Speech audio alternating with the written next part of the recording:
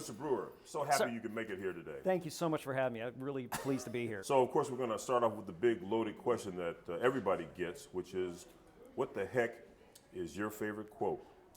I thought long and hard about this. I went through all of my books. I checked everything out. And I have to say my favorite line from a novel, chapter 1.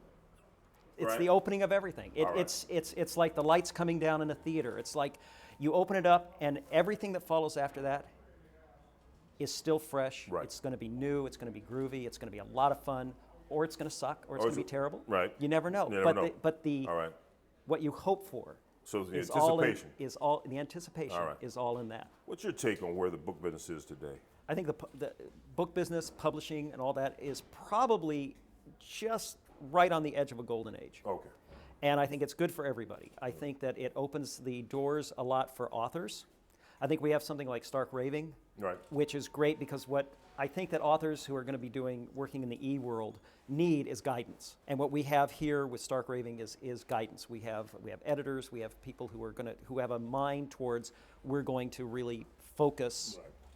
for the quality, as opposed to, hey, I just wrote this thing and it's actually 5 of my blogs put together and I've thrown it out there. Right. So I think there's a quality issue that will happen because of things like that. And I think cream rises to the surface. Okay. There's crap no matter what you do, That's but right. it disappears. Right. But it disappears.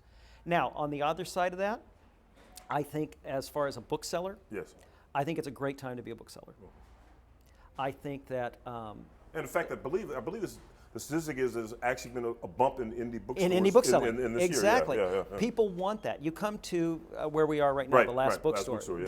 There have been people in and out all day. Yeah. Which is great. That's right. I go to my local Barnes and Noble, and Yes. believe me, 10 years ago I would have been hating Barnes Dig and it, Noble, right. and I'm just glad there's one around. Right.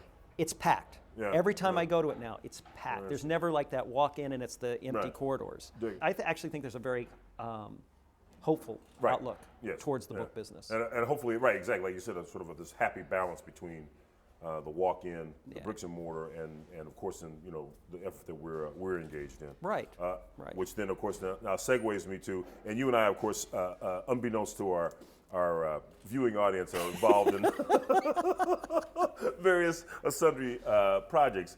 But all that then says, what in particular is the novella you're going to be doing for Stark Raving Group? Well, it's called A Simple Act of Revenge, and it deals with a private detective who is approached to look into a series of deaths of first Gulf War and what's behind that. And is it a conspiracy? Is it not a conspiracy? And is the character himself a vet? He is not. Okay. As a matter of fact, he is the son of anti-war very protesters good. from the 60s. Oh, very good. Oh, that's So he's kind of got, there's a point where he's actually asked you, so when did you serve? dig He's it. like, Right. Right. I didn't. I didn't. You know. Oh, very cool. Oh, very good. Very good. Sort of make him again that sort of double outsider, because now he's not only a private eye, but he's now an outsider to the group that he's Actually trying to help. Right, trying to help. Right, right. And Exactly. of course, they're going to be somewhat standoffish. That's very good. I look forward to reading that. Yeah. So, if you were on that desert island, and you could only bring 3 books. 3 books. Yeah. What are those 3 books? Well, first would be Something Wicked This Way Comes by Very Ray nice. Bradbury. Very nice. I think that, I don't think anybody has ever captured, except maybe, well, that'll be my 3rd book, actually. Okay. I don't think, there are very few authors who really capture what it's like to be a kid. Okay. To just be a kid, to run down the street Yes. with full freedom and your Right. arms open just for the hell of it. Right. Or to encounter evil and have that balance of, I recognize it's evil, but I've got the innocence of a kid to sort of be attracted as much as I'm Okay. repelled by it. Very good. And that book just does it. And there's also just great things about aging and about fathers and sons Gotcha. and that sort of thing. Second book, Grapes of Wrath. Grapes of Wrath by John Very good. Steinbeck, I All right. think, is the American novel. Right. And that's my family. That's Gotcha. that's my people, Okay. man. My parents were 16 and 17 in 1935. Yes. They came they came from Oklahoma. They came over the hills with the mattresses stacked up Gotcha. on the back and all that sort of thing. So I know Got it. all of that. And every time I read that, I just feel more connected to Right my on. folks and Dig it. to them. And then To Kill a Mockingbird.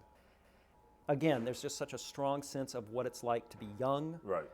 facing what's This happening, injustice, and right. the whole injustice of racism Yes. is brought up, and I cry every time I read it. Right on. Of course, I expect nothing less from you, sir. So I'm getting that signal. So I guess it's that time to That's say, it. Goodbye. Excellent. Thank you, Richard. Thank you, sir. All right, Thank man. you so much.